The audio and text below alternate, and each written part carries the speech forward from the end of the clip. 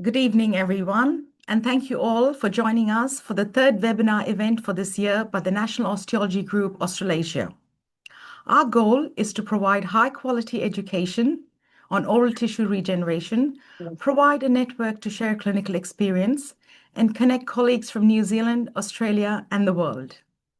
Good evening. My name is Olivia Noah, a periodontist from Sydney, Australia. Thank you all for joining us today on a Tuesday evening. A brief background about our speaker tonight. Professor Sofia Aroca is a periodontist and implantologist trained at Semmelweis University in Budapest, with postgraduate specialization from the University of Paris. She began her career in Paris at La Salpêtrière Hospital and has since combined private practice with extensive research, teaching, and international lecturing. She's a visiting professor at the University of Bern, holds a PhD from the University of Szeged in Hungary, and received an honorary professorship there as well. In 2018, she co-founded a continuing education and clinical research center in Paris, and she has been a member of the Osteology Expert Council since 2019. Thank you, Professor Aroca, for your time, and we look forward to your presentation today. Now, to become a member of the box, it is free and easy. You just type in www.osteology.org and you can sign up to become a member. Once you become a member, you go to groups and then you click on National Osteology Group Australasia. Once you go to group, you become a member. Please don't forget to subscribe for notifications. You can keep up with all the activities here, and you can get access to all upcoming and on-demand webinars. For CPD certificates, you must watch the webinar via the box and complete a short assessment, which will be available in a couple of days. A certificate will be provided for your records. Also, please feel free to ask questions through the chat function. At the end of the webinar, I will ask questions on your behalf. Now I shall hand over to you, Professor Aroca. Thank you. Thank you. Thank you very much for having me. And it's really an honor to share with you this hour. And even for me is very early in the morning. But in any event, I am really happy. Therefore, I can share my screen. Okay. Great.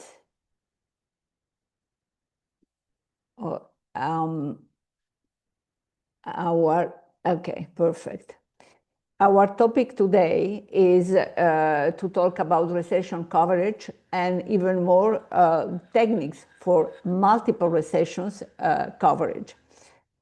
Just start from the beginning. I really is my pleasure to start with this slide, because the definition of the gingival recession is not only what you are reading, the apical shift of the gingival margin, exposing the root surface to the oral cavity.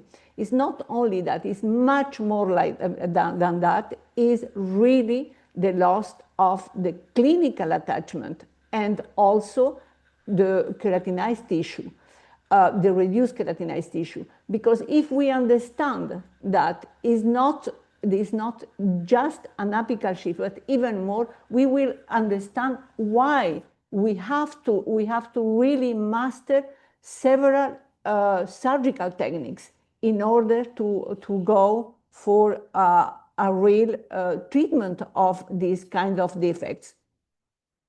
And you know, we have so many different clinical situations,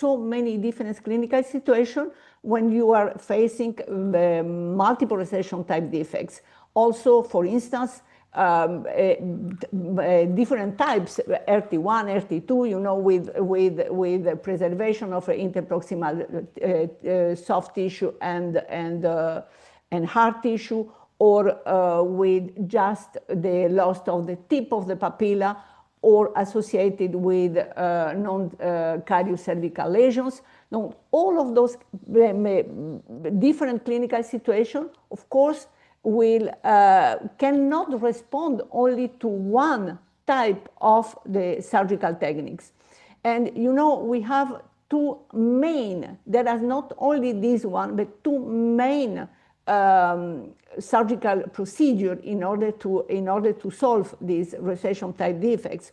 And these are the two main: multiple coronal advanced flap, also just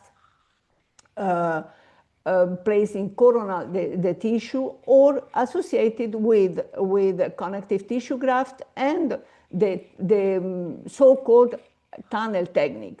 But the tunnel technique that I will share with you is the modified coronal advanced tunnel technique. And what I want to share with you is when to go for one and when to go for the other one, because you have to just behind this decision is a very, very deep and precise clinical evaluation, but not also that, but biological evaluation also behind that.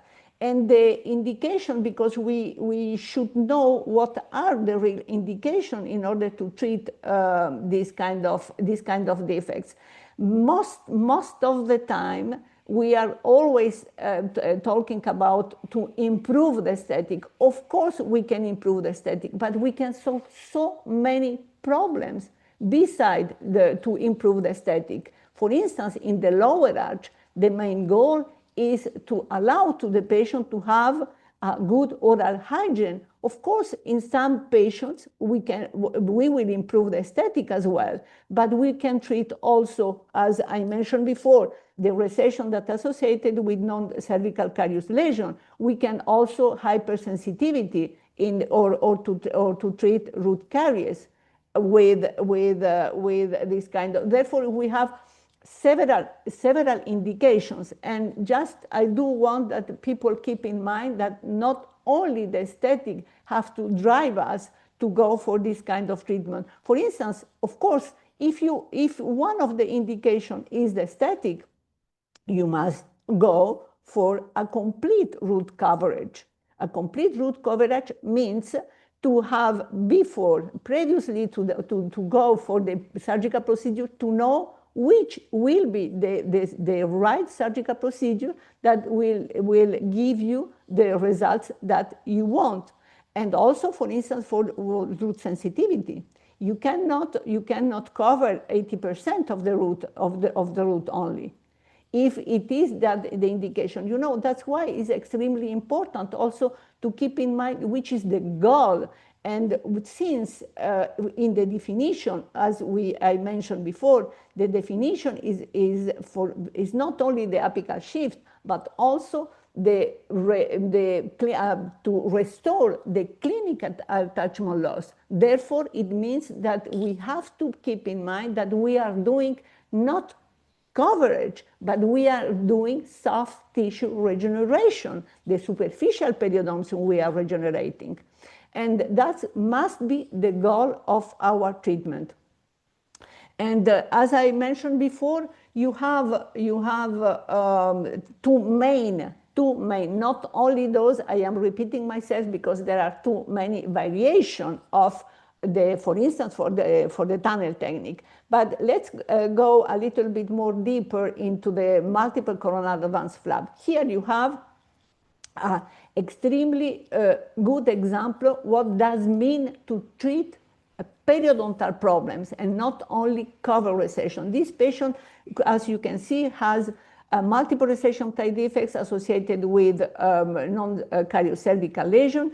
The dentist that he was treating this patient was asking, do you have any aesthetic problem? The patient was telling, no, I do not have at all aesthetic problems. Therefore, the patient was left like that until the time that the patient had a huge pain on the maxillary left side. And you see that he has huge non-cariocervical lesion, but also if you have a look, and I would like to be sure that you really see the difference between the apical aspect of each recession, that on the 2-4, you have really very reduced keratinized tissue, and the patient had a real pain in this area. And you see that he had recession, no periodontal problems anywhere else, only on that tooth. And we take a probe, and he had 9 millimeters pocket depth, and of course suppuration and bleeding on probing. And of course, we have to treat, because it's also a perio problem, not only recession. And you can see that we previously to elevate the flap, because here we have to go for the flap elevation, because we have to see what it was on it, why the patient had this huge pocket. And therefore, you see that they have a calculus, and the surgical procedure must be a coronal advanced flap, because we have to elevate and to see, as I am repeating myself. But we of course cleaned everything, and afterwards, from this situation, you see that the surgical procedure we will talk about in more details, in order to make sure that you understand the differences between. And of course, according to the phenotype evaluation, we place connective tissue graft only where it was needed, at the level of the canine and the 2 premolars. And of course, and we applied enamel matrix derivative.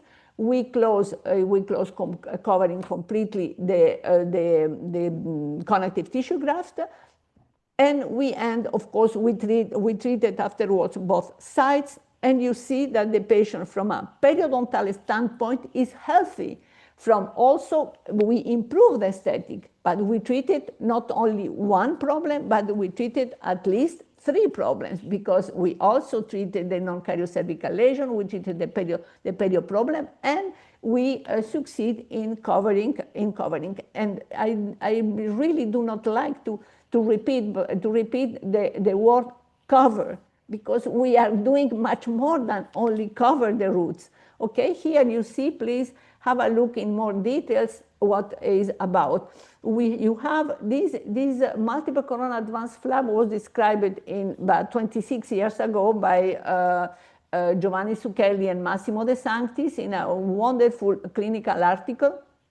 You see there is an axis. Here is the deeper recession, and you have to go.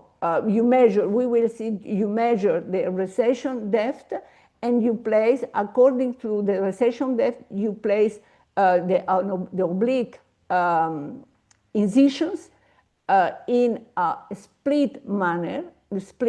You see that leaving a little bit of the connective tissue, the underlying connective tissue, in order to have the possibility to increase the interproximal vascular area. Is extremely important to understand that. Is not casual, those incisions made like that, because in this way you increase the vascular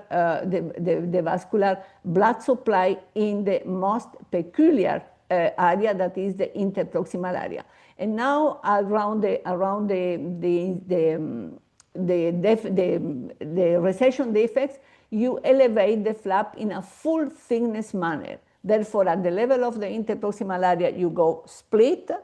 You elevate beyond, you go a little bit beyond the mucogingival line in order to have access to the muscles and the underlying muscles. You see, you elevate the flap very nicely in a full thickness manner. And why you use an elevator, you see that the blade, it was used only at the interproximal area here in order to keep the periosteum into the flap.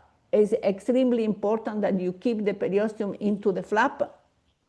And of course, you have to advance in a coronary position. That's why we need to free up this tissue that is attached by the muscles through the periosteum to the bone, you see. And now we are going to free up with two types of incision. First of all, a deep incision in order just, see, still we free up, we just make an access to the underlying muscles, and afterwards we, after the first incision, that is almost horizontal, we go deeper with our blade in order to liberate completely the flap. And what is important, you see here, that what is important is that your blade must be between the inner aspect of the flap and the muscles. Do not include any muscle into the flap. And you see, maybe you will see also much more clear, in a clear manner. You see how you free up completely, and with any tension you can advance in a coronary position of the flap. You see that you free up completely and make sure that your blade is parallel to the inner aspect of the flap, in order, of course, to avoid any perforation. And at this time, we still have the epithelium on the papilla, because, this work is this work must be really finished until the time that you really feel that your flap is completely free. Of course, afterwards, also, this is maybe a very small detail, but is the detail that counts very much when you are doing, and in order to preserve the tissue, the intact in an interproximal area, we are working with a grassy curette. And what we are doing here, we still leave the epithelium at the interproximal area. It will be of course removed afterwards, in order to protect the underlying connective tissue. Because remember what I was telling you, that is extremely important, that we have increased of the blood supply at the interproximal area. And when we are removing the epithelium, of course, this epithelium must be only removed with, first of all, we detach with a blade, as you are seeing, and as you can see here, and with the scissors, we finally cut everything. Please pay attention not to use really instrument that can reduce the height of the papilla, because if you reduce only just 1 millimeter or 0.5 millimeter of the tip of the papilla, you reduce the vascular supply of that area. And it's extremely important. You see that the clinical data count so much, and that's why we are showing in this in details. And now, of course, you see that this patient presented a thick phenotype. We did not need to add any connective tissue graft underneath. You do not really evaluate the phenotype of the patient. And now we are doing this suture. The suture is a suspended suture around the tooth, but passing through, of course, through the papilla, through the vestibular, the buccal papilla, and also the palatal papilla. And is extremely important to pay attention how you suture. You start from mesial, for distal, after mesial, and the last tooth that you suture is what is in the middle, because the tooth in the middle. Why? Because also the tension pay, just have a look how it move coronally around the deeper recession at the level of the canine. And without any tension, we just fix, we do not pull our tissue, but just fix the suture. And if you start from only one side, you do not have the same distribution of the tension. Look, have a look how nicely is positioned the gingival margin around the deeper recession. Okay, therefore is really extremely important. Now, just I think I go back a little bit for the. Okay, I show one more, and we pass to the other technique, because is extremely important, and the time is passing. I am so passionate to go in details to the surgical procedures that, but the time is flying. Okay, have a look. We have another patient, multiple recession. Here we do not have any non-cariocervical lesion. Therefore, we start also with the position. Of course, we work, but you can also work with just mechanical instruments. And we were doing a live surgery here. It was much more convenient for us to go to treat the root surface like that in order to make them biocompatible. And we are measuring, have a look, how we decide where to locate the oblique incision is according to the depth of the recession, that you measure the depth of the recession, and this measure you position from the tip of the papilla towards the cement-enamel junction, and you go. And why oblique incision? Why oblique? Because when you advance in a coronary position, the flap, taking the papilla like that, your flap rotate in order to have a very nice position of the flap over the anatomical papilla. That's why the author, they describe this procedure like that in order to compensate the rotation. That's why time to time also they talk about rotated flap, but is really not rotate, because we impede this rotation doing these oblique incisions. And you see how we elevate the papilla, the surgical papilla, in a split thickness manner, in the same way you see, in order to preserve really the periosteum into the flap. Because why do we really focus on preserving the periosteum? Because it will give us, from a biological standpoint, what we need on a avascular surface. And that's why we do not damage. And even if you work with a very thin blade, you run the risk always to damage the most important part of the flap, that is the marginal area, because this will be positioned on an avascular surface. Okay, therefore is really, but you can see once again, and I will advance a little bit, because just you could see indeed as before. You see, now you work, have a look, keep in your mind, when you are doing this surgery, you keep the epithelium over the papilla, in order not to damage the underlying connective tissue, not to reduce the blood supply.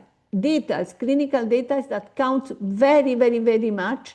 And at the end, you see, we did the desepithelialization of the papilla. And of course, you could see that here we needed a connective tissue graft because the phenotype was, at some sites, was really thin. And now, okay, the fixation with the resorbable suture of the connective tissue at the level of the papilla and the cement-enamel junction. You see that here we added a very small piece of connective tissue in the same way that you could see before that we start the suture. Of course, we always prefer to start from the most difficult part, is the distal part. Afterwards, we go to the mesial aspect of the recession defects. You see, leaving the end. At the end, you see now how nicely, with any tension, the marginal gingiva is positioning, okay? And you see now, okay, we are, and you could see. And now this patient after the sutures, and you see 1 year of the cicatrization. We start from this clinical situation, and 3 years of healing. And please appreciate the stability of the gingival margin, how nice is also the plaque control of the patient. Okay, therefore you have, of course, also a frontal approach. Only difference in the frontal approach that you have the midline is of course the two central incisors, and all the incision, oblique incision, are towards the midline. Just is that the difference. Okay, therefore we also there is an evolution of this multiple coronal advanced flap. MCAF is not modified coronal advanced flap, but multiple coronal advanced flap, as the author named these surgical procedures. And you can see here, you see the list of all the evolution that they had with this technique. But in the essence, really, this technique did not change at all. We had without connective tissue, with connective tissue everywhere according to the phenotype, but also with a site-specific use of the connective tissue graft. Now I go for the other technique. I will describe you in very, very details this technique, as I did with the previous one. The modified, as I mentioned before, the tunnel has so many variations. But the first surgical procedure, this modified coronal advanced tunnel, it was the first that it was validated with an RCT. It was from my group so many years ago. We have a full thickness elevation. You see, in this technique, I do not use never so far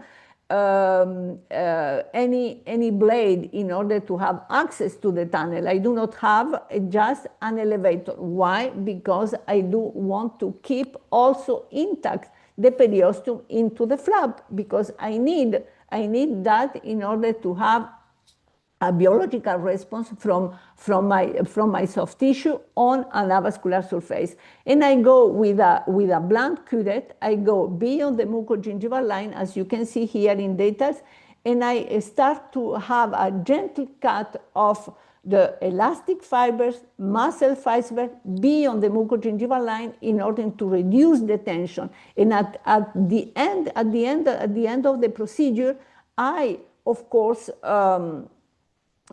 elevate the papilla. So here you have this patient that came to me because after the orthodontic treatment with root sensitivities everywhere. And we decided to treat her, and you will see the surgery that I did in the upper arch, on the right upper arch. You see also that the recession are RT1 recession type defects with a very thick phenotype at the level of the incisor, at the level of the lateral incisor, but much less at the level of the canine and the premolar. And now you see, I start to elevate the tunnel from the defect, the recession defect itself at this time, and in repeating myself, full thickness elevation beyond the mucogingival line. Is not beyond the gingival line, and at this time I do not touch at all the papilla, because if you start to elevate your tunnel from the papilla, it's very easy, but you run the risk also to cut or to tear the papilla, to damage the papilla. And that's why the tunnel technique, or this modifier, or even every tunnel technique, we relied on the blood supply of the papilla. And is extremely, extremely important. You see that is time consuming, is a blind procedure, because you have to feel really, you have to feel the tissue, you have to feel, of course, and what I was showing here, because also it is a live surgery, that when you did all the vertical pouches, you connect the vertical pouches horizontally at the base of the papilla. At this time, you do not touch the tip of the papilla still, because otherwise you run the risk, as I told you, to damage the tip of the papilla. And now of course, you go beyond the mucogingival line. What I was showing here, that I take a blunt curette, and I just gently, beyond the mucogingival line, rotate towards your soft wall, but the tissue, and rotate back towards the bone, and to pull the elastic fibers or the muscle fibers in order to release this tonalized flap, what I can name just a tonalized flap.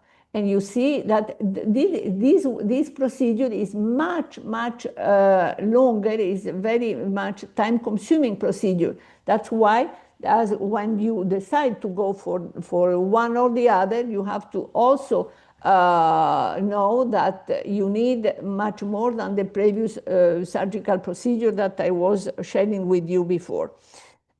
Okay, therefore you see that therefore is it was a live surgery. Therefore, you see that everywhere you must be sure that all the tissue is really very much with very much freedom. You can go, and nicely, little by little, you can see, even it's very easy to see at the level of the central incisor how the gingival margin is going towards coronal by itself. Now is almost covered that recession without any suture, and also at the level of the canine, at the level of the premolar. You see that all the tunnel itself is a little bit more with more freedom, is positioning by itself in coronally. Okay, but is a very long procedure. Just I was showing that is extremely long, but you need time, you need to keep calm and to go until the time that you are. And now, of course, we decided, have a look at the central incisor, how the gingival margin is positioned. Now, of course, according to the evaluation of the phenotype, I decide to place connective tissue at the level of the canine and the premolar. Of course, with the help of the sutures. Also, you have a very different way of placing connective tissue under under the tunnel.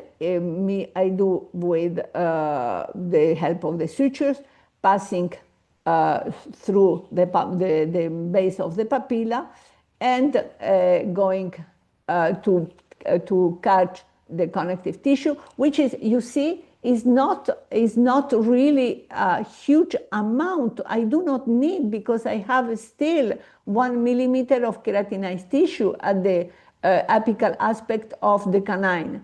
And I place the connective tissue under the tunnelized flap. We suture with a very simple suture, and we do the same on the distal aspect, because we have to position, we have to fix every time the connective tissue. Therefore, is exactly in the same way.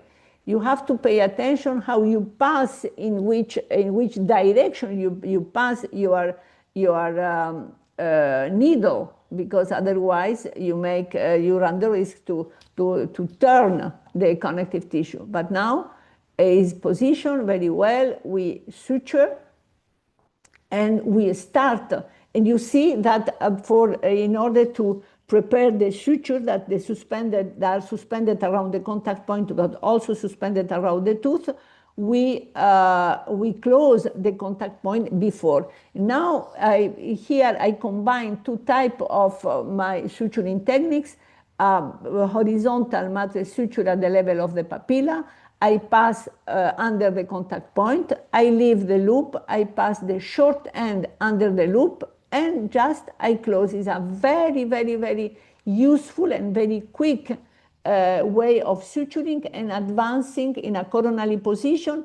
Why close? Because in this way you position much better the papilla that it was elevated.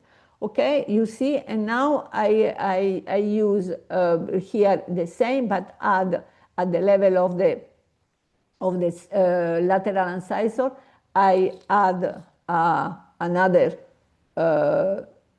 suturing type of suturing technique. Here you see in the same way, I close the nut suspended around the contact point. And now I will use an oblique, because I see that is not really well adapted. The apical aspect of the tissue was not well adapted to the tooth. Therefore, I go for an oblique matrix suture, distal and mesial, you see, and I pass oblique matrix suture going from the middle aspect, and how nicely you can advance. And I close this nut, and moreover, I passed once again around the contact point, in order to keep in this position, a coronary position at least 1 millimeter coronal to the cement-enamel junction, in order to compensate the post-operative retraction. You see that now a double nut, and you look at that, how nicely, and advance even more, and now you see that the patient, after the suture, that 15 days after the baseline, and here we have 1 year result. Here we have 4-year result. Have a look how nice is the gingival margin. How nice is the gingival margin. And now exactly the same on the lower arch. On the lower arch, here you see, here we are facing RT2 recession type defects. And what is important to master how, okay, up, I hope you hear me. I hope you hear me, but yes, I do not know. Yeah, I was just showing exactly the same. But what I was telling here, that is extremely important to master how you use your instrument. But here the phenotype is extremely thin, extremely thin. The papillae are also thin, and therefore, if you do not work with elevator, macro elevator, you really run the risk to damage the tissue or to perforate the tissue. And that's why all the passages of the procedure are extremely important. You see that now I just go because I cannot take off the voice. And here, since the tissue is very thin, RT2 recession type defects, the length of the connective tissue corresponds to the number of recessions that you have to, you want to treat. You see, and the passage of the needle is exactly the same as you did, and there is no rule from where to enter under the tunnel with the connective tissue. Always enter from the largest or deeper recession, in order also not to force anything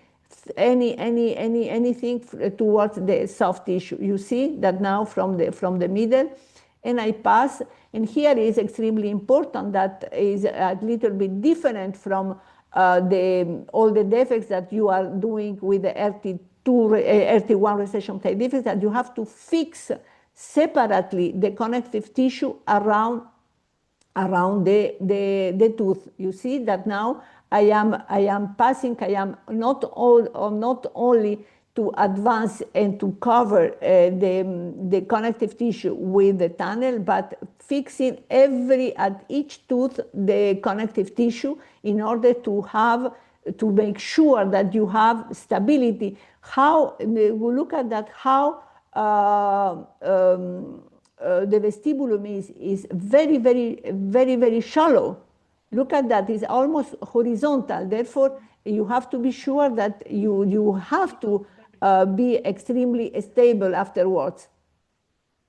And you see now the position exactly the same way that you saw, and you saw in the previous surgical intervention, just how I suture the palate, but is, of course, you see the cicatrization of the patient, how nicely also we could make deeper the vestibulum.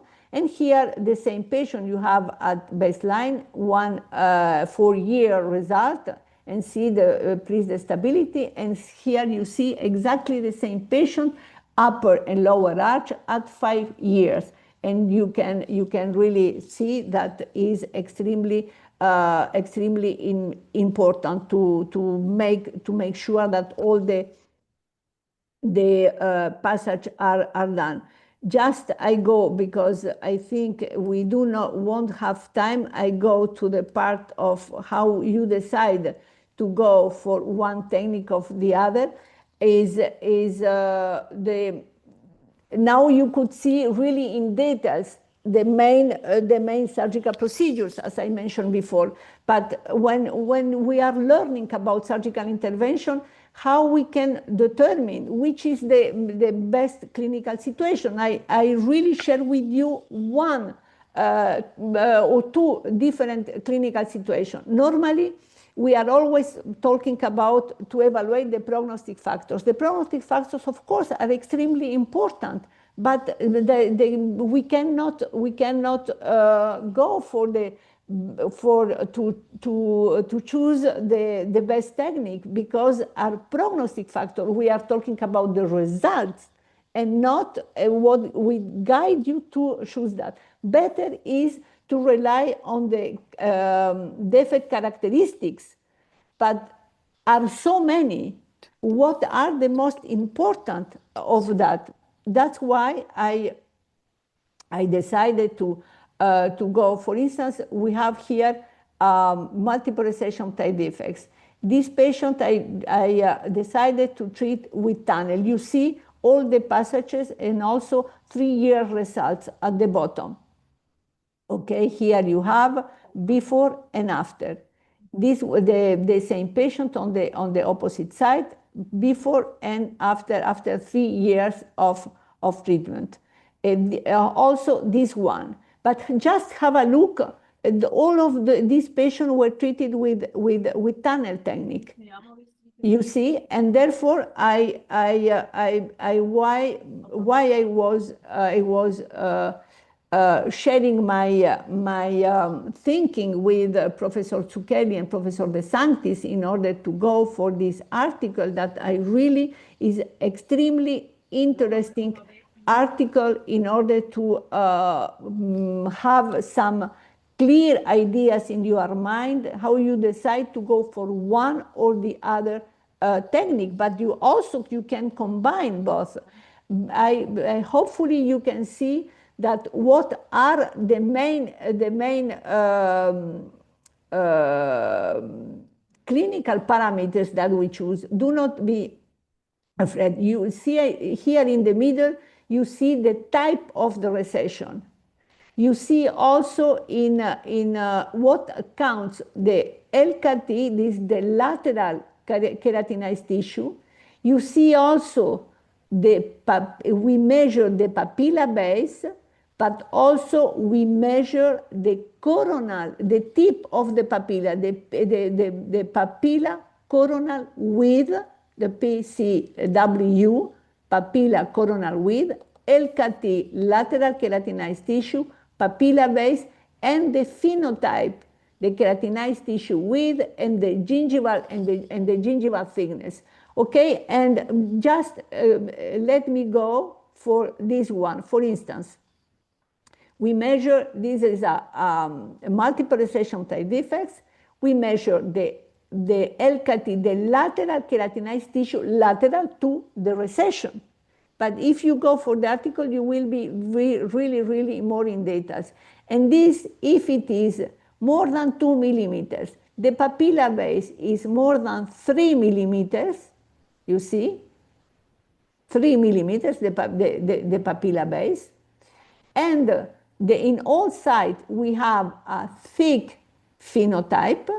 We go, of course, you see, the gingival thickness more than 1 millimeter, the width of keratinized tissue is more than 2. We very nicely, we can go for the MCAF without any need of adding connective tissue. And you see that what is extremely important. Now, let's have a look how we can decide to go for the other technique. I told you that we pay attention to the type of the recession according to the interproximal clinical attachment loss. The lateral, for instance, here we have an RT2 recession type defects with the LKT with less than 2 millimeters, and also the coronal width of the papilla is less than 2 millimeters. And of course, if the papilla is thin, how I can place an incision of that? Of course, is the most important. Of course, here you can imagine to place an incision, even if you are extremely superficial incision. And keep in mind the steps that I was sharing with you at the beginning. How you can, even if you are you master very much, but you run the risk to destroy the papilla. Therefore, it is better to keep the entire papilla and to go for the tunnel technique, as we did in this case. And of course, I did not in this case. And as I mentioned before, if you have RT2 recession type defects, if you have the tip of the loss of the papilla, you reduce the vascularity of the interproximal area. Therefore, you need to keep the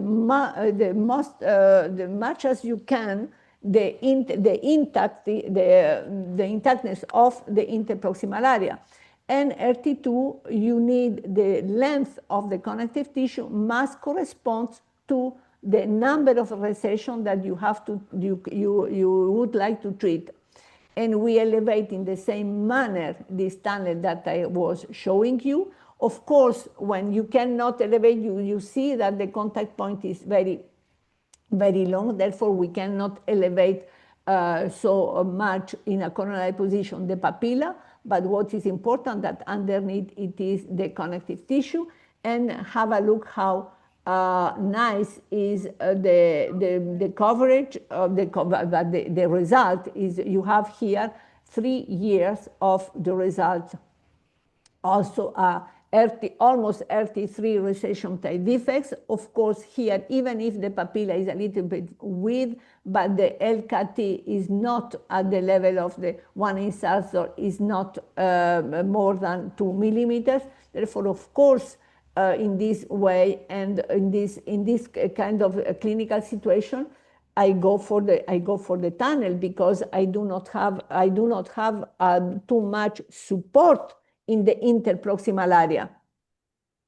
And here you see 4 years result. What it was extremely important that the patient can, of course, the patient was informed that we cannot cover completely because one of the limiting factors in order to have a complete root coverage, you know very well, one of the limiting factors is the loss of the interproximal clinical attachment. That's why RT2 or RT3 recession type defects. Also, that you have, if you see that we have a little bit of rotation of the tooth, also that is a limiting factor.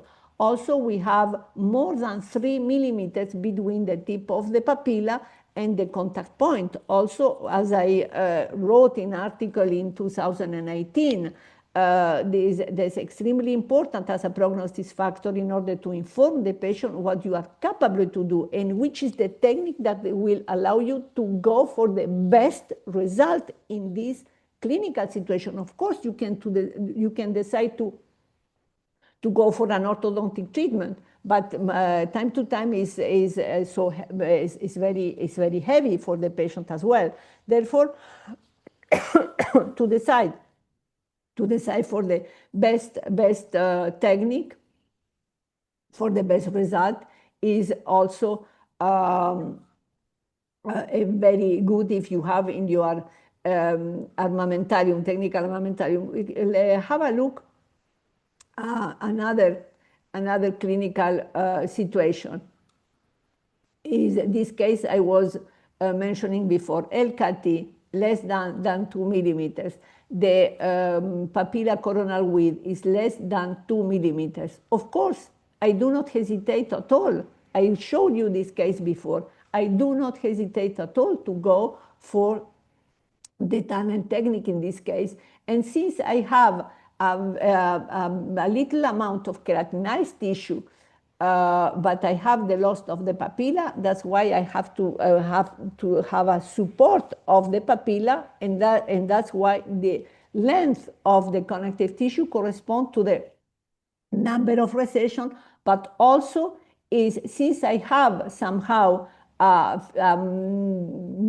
the really thin phenotype, but not also too thick at the level of the central incisor and at the level of the lateral, but much less at the level of the canine. That's why the connective tissue is thin. I need only to make a good support of the papilla, and you have of course this result at the end of 3 years.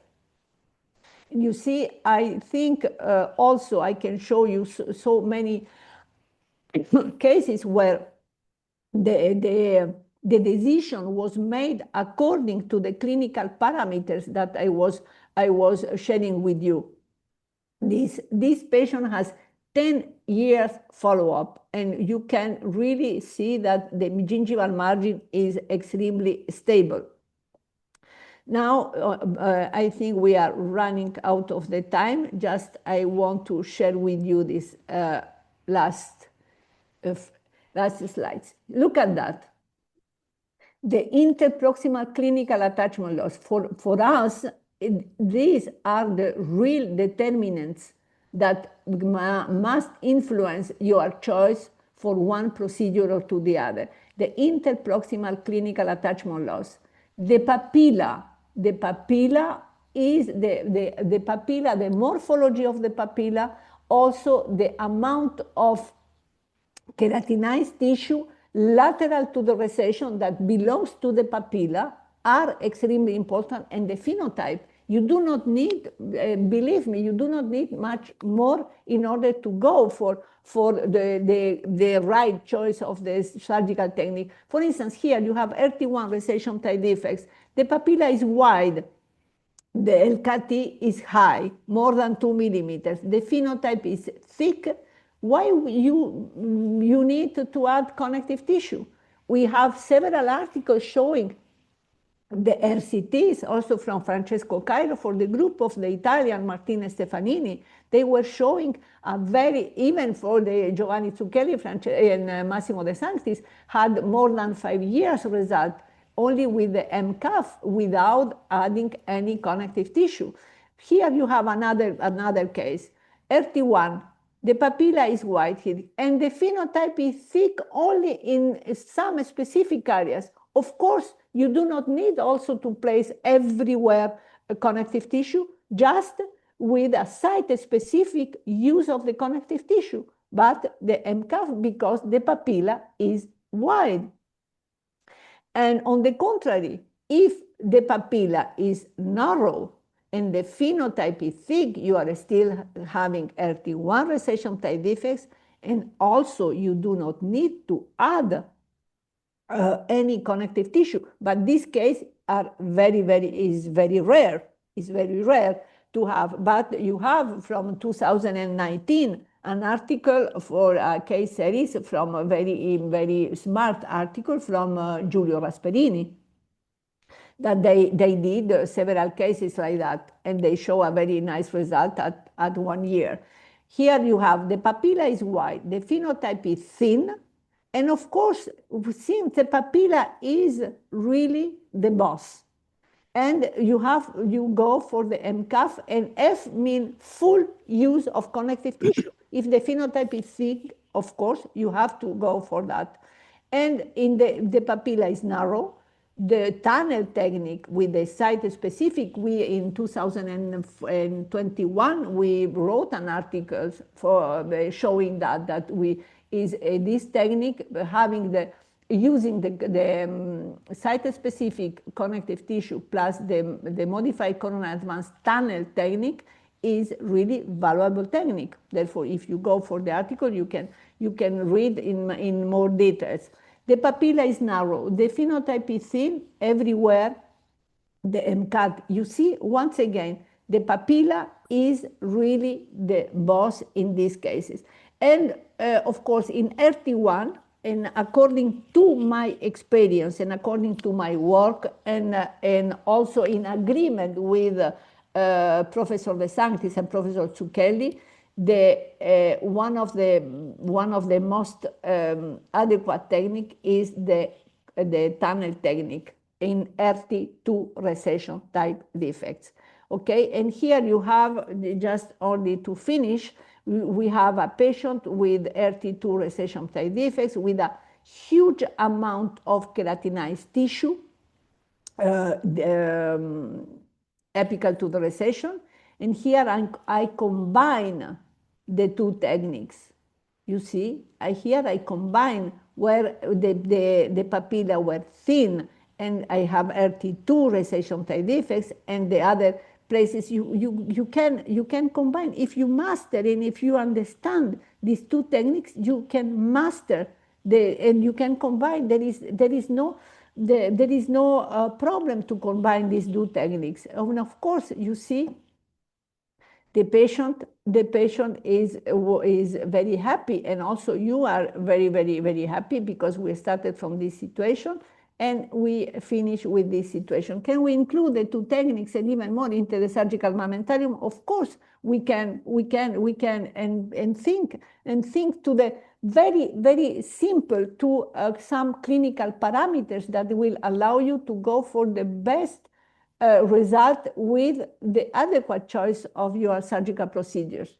And with that, thank you so much for being with me, and I just re-share my, or I have to do something, Olivia?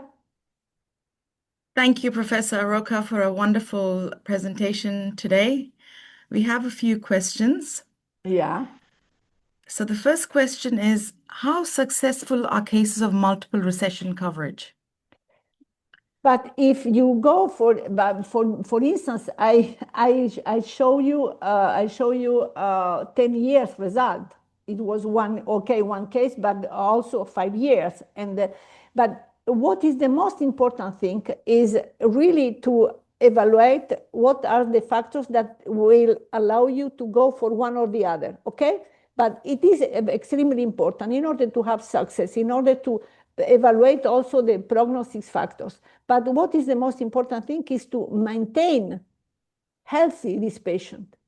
And first of all these kind of surgical techniques that are very complex and time demanding, and from the patient, from us, of course, what is the most important thing that the patient be aware that the result also depends on him. For instance, how he brushes the teeth. I really, first of all, I teach the patient. I have really several appointments before, but otherwise, what he does at home, but is not does not depend on you. And if you are Yes. surgery, and that's why I take pictures every time, and I see at 15 days, I see the patient afterwards at 1 month, at 3 months, 6 months, 1 year. And in between, he has to go to the dentist in order to, and I check every time I check the techniques, how he controls the plaque. And I explain him that the result is on him.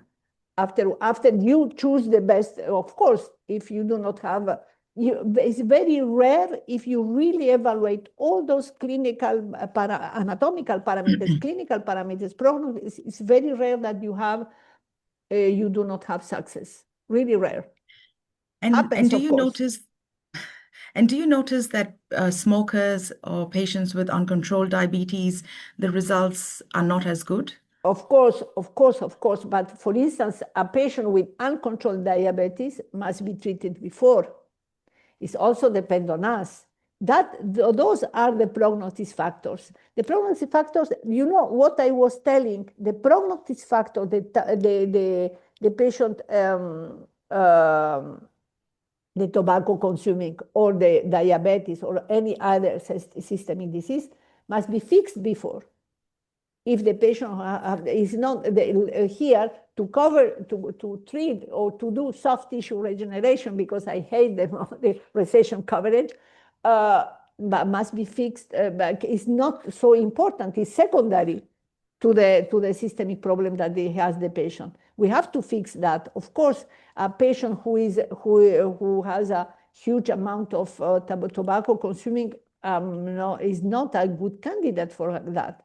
But is the prognosis factor is not really to make the choice of which kind of surgical procedure, is the result will be, not the choice. You see the difference, and the Yes. determinants, the anatomical determinants guide you for the choice of the surgical technique, but not the prognosis factor. Is really is linked to the result. Yes. All right. The second question is, which suture material and what dimensions would you use? So The monofilament. I use, monofilament, yeah, yes. monofilament. And when I am doing the MCAF technique, and I place the underlying the connective tissue, I use 7-0 resorptive suture because it remain inside. Yes. Therefore, yeah. And but for the tunnel is always monofilament, and 6-0, Mhm. 6-0. And then would you be able to kindly explain the suspended suture technique again? It's is a yeah, little complicated too. it's complicated, but it's very easy, very easy, very easy. Okay, for the explanation, the suspended suture. You first of all you have to close the contact point before previous to the procedure, and afterwards one of the very very simple suspended suture. You go for a horizontal matrix suture at the base of the papilla, not of the top of the papilla, the base of the papilla, yeah, suppose at the level of the semitoral junction, horizontally. You go for a horizontal matrix suture, okay? You are in the buccal aspect. Afterwards, with your needle, you go under the contact point to the palatal aspect. You pass your needle from buccal to palatal. You come over the contact point with the needle, and when you do that, you have a loop on the buccal aspect. You pull the suture because it's very long. You pull the suture, and you pass the short end under the loop, and you close your knot, and you have a suture that is like that.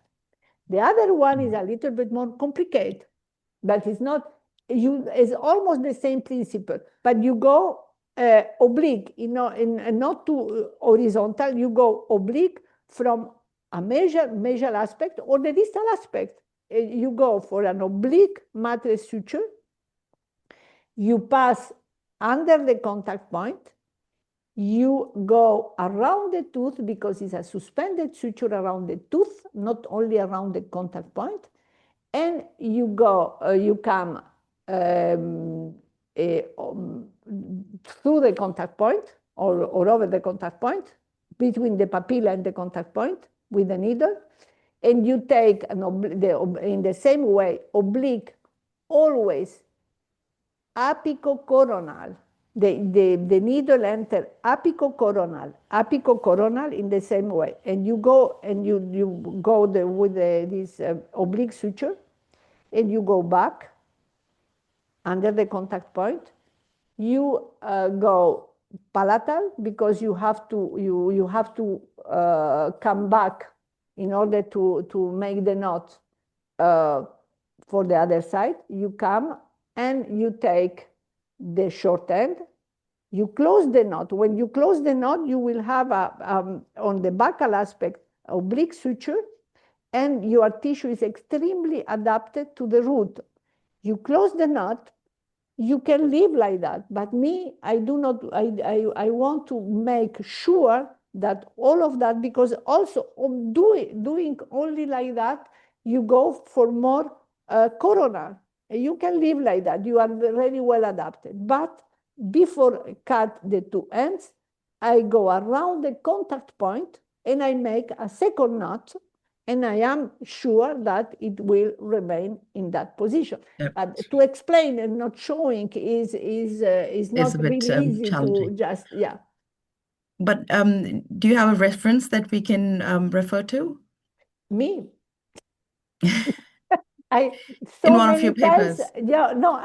So many times I was asked to write this technique in a paper, but since I write papers not for the suturing techniques, but maybe I will do it, and I will For the next paper. exactly. I will do it. Yeah. The next question is, what is your biological root modification procedure? Mechanical. Mechanical, so use Mechanical your is the most important, correct. but also time to time, because we do not have time to mention everything, but on the lower arch, so many times, maybe we can do for another webinar to talk about the wire syndrome for the lower arch. Recession, wire syndrome, orthodontic problem. I wrote 2 or 3 papers about that. And you have a combination of recession and perio problems also on the lower, so many times. And therefore, on that situation, of course, I add enamel matrix derivative. And to add enamel matrix derivative, I use EDTA. and Yes. beside the mechanical, the mechanical preparation of the root. Yeah. Debridement. All right. You discussed the multiple coronally advanced flap, and for that procedure, the question is, can we do a partial thickness flap for this surgery, No. for the multiple Pa- coronally advanced flap? Partial means everywhere? No, because you do not provide enough blood supply to the marginal area. What is the most important thing? People keep in mind that the most important thing is when the tissue is placed in coronal, has to be thicker. And even if that's why we place connective tissue in order to stabilize that. But what if the capacity, the biological capacity of the tissue is on the periosteum. That's why we have to have, because you have the recession, you elevate the recession, but where you have the periosteum, over the bone. Therefore, that's why we have to take those periods in order to have the possibility to place on an avascular surface. No, is no way. We demonstrated there is a biological guided surgical procedure from the group of Professor De Sanctis in 2020, 21, I don't remember, or even 22, they demonstrate with an RCT, 80 patients, that which is the result with the split, because the partial is a split everywhere, and full split, which is the difference between the two. There is a very, very interesting, I do not remember really the biological guided surgical procedure. So that answers the next question as well. So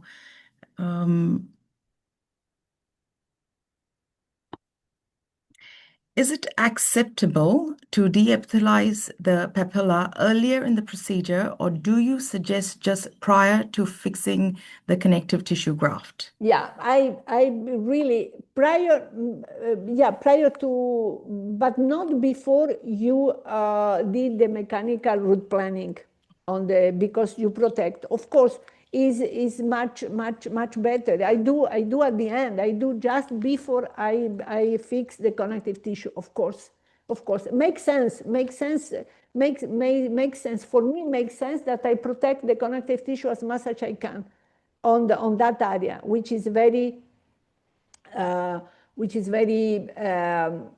peculiar area.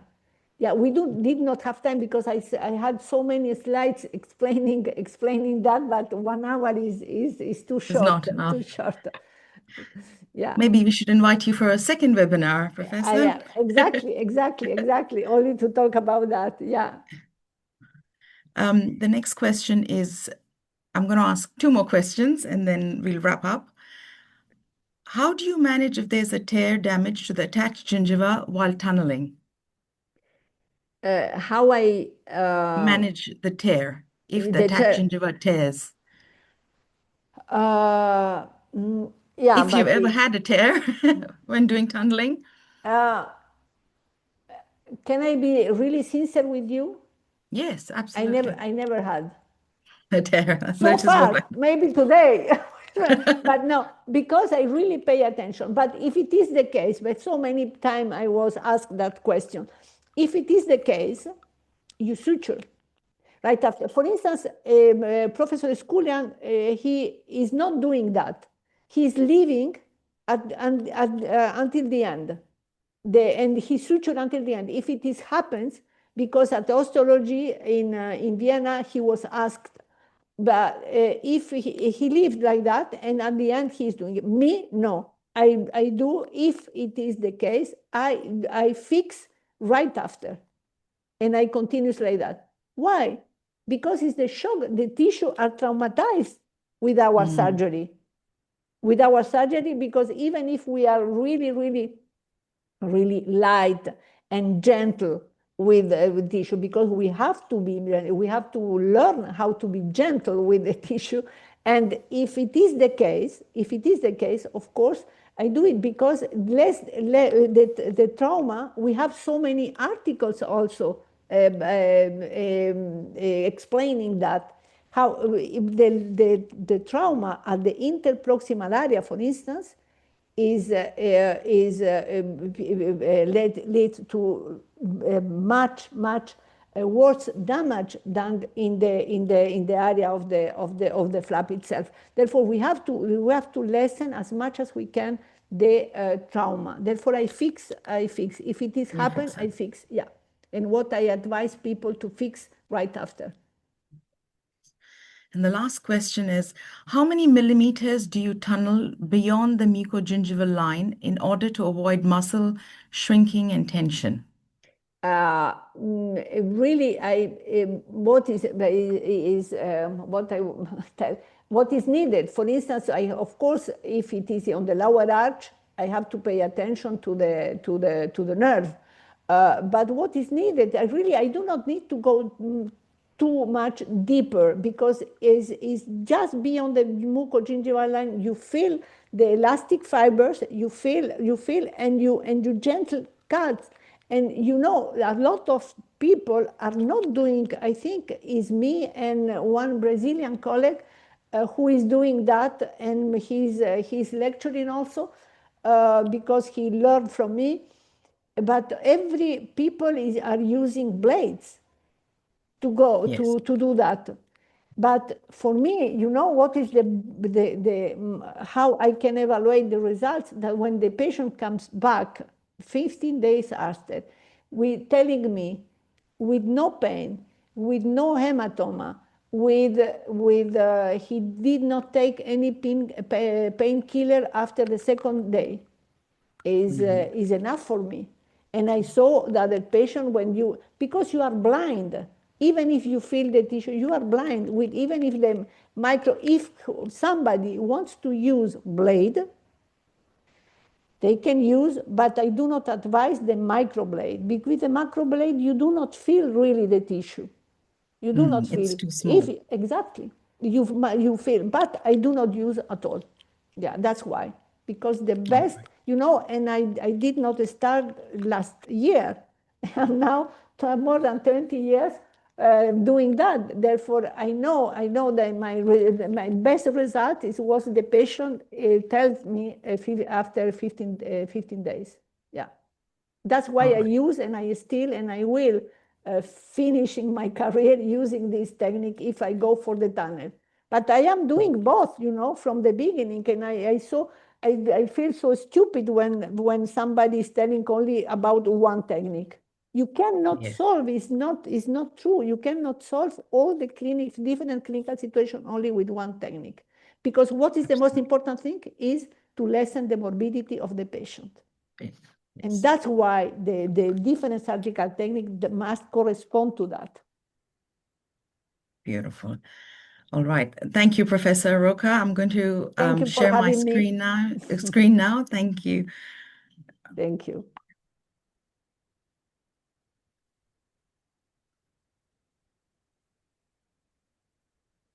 All right. Now, I have some exciting news to share with all of you tonight. The National Osteology Group Australasia has a case competition coming up. The submission requirements are as follows. The topics can be any one of the following: periodontal regeneration, peri-implant hard and or soft tissue regeneration, or bone augmentation. You need to have a minimum follow-up of 6 months. Patient information must be de-identified, and you need to have written patient consent. And applicants must also be available to be able to present. And this will be at the ASP biannual conference in Perth next year, around the 24th to the 26th of September. Sorry, this year in Perth. And the submission deadline is the 1st of August 2026. So please keep that in mind. 3 finalists will be selected, and you'll need to be able to come to Perth to present at the conference. And the finalists will receive a complimentary registration to the ASP meeting. And the winner will receive 2,000 Australian dollars. And they will also be featured across the Osteology Foundation's social media platforms. And the submission process, you need to join National Osteology Group Australasia via the box. You need to go to group, and in the cases tab, you'll find case competition.